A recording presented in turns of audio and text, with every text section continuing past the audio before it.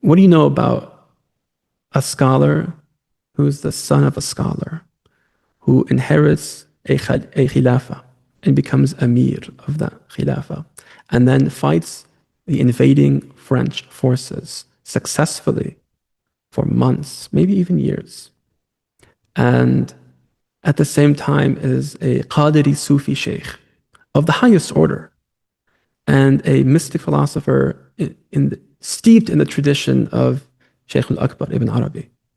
I mean, you're not going to get a more magnanimous man than Amir al-Qadir al-Jazairi. Allahu Akbar. And he was someone who used these types of spiritual technologies and litanies to rally his people, to rally his men. And even if Allah Ta'ala ultimately did not give him victory over the French, what did happen was actually even more impressive, you know. And you should read his story. Amir al-Qadir al-Jazairi is one of those epic men that you have to know his story. But you'll hear it when you hear the story or read it. You'll see that he was captured by the French.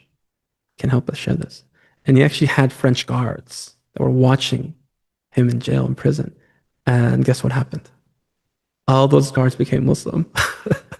He was just glowing in jail, very Yusufi state. He's just glowing. And the French are like, who is this man? Right? Eventually he was pardoned. And he was told, you can leave now, but you can't go back to Algeria because you are a force of nature. We don't trust you. We don't trust the people that love you because they'll all be inspired by you, even if you tell them no. So he rallies his men who imagine like months and years of someone, like if someone you were following goes to jail, how many months would you stay waiting for him before you go find another master, find someone else to follow? He had a whole battalion of men that waited for him and joined him as soon as he left jail. And he takes those men and he goes to Syria. And there in Syria, he finds fitna. SubhanAllah. Finds people fighting each other.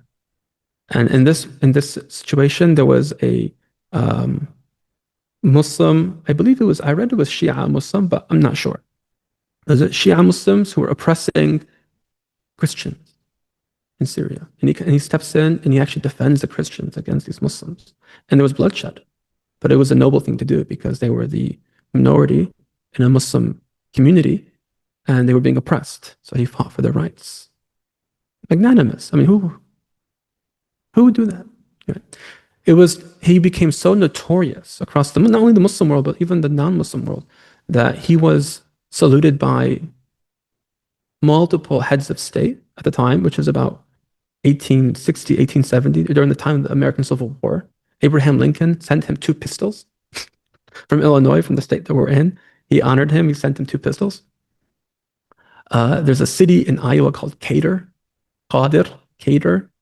that's named after him. And apparently in city, I have a friend who drove through on a road trip, and they actually have in their city hall a whole like monument to Shaykh al-Qadir al-Jazairi. They named their whole city after him. That's incredible. It's an incredible man. This balance of scholarly, Sufi, mystic, devotional practice and mujahada and outward resistance. This perfect balance. And he's Amir of a Khilafah. I mean, incredible man. You also have Sheikh Umar Mukhtar, who was also a great Sufi and scholar. He was a Quran teacher, and he was a Libyan who fought the Italians. He's the one who's famous for saying they are not our teachers. When asked why you showed them mercy when they were just being monsters and brutes to us, and they say they're not our teachers. That's what he said famously. Allah. So the scholars have always been, inshallah, they continue to be, always until the end of time, the leaders of our community and the people that show us the prophetic light.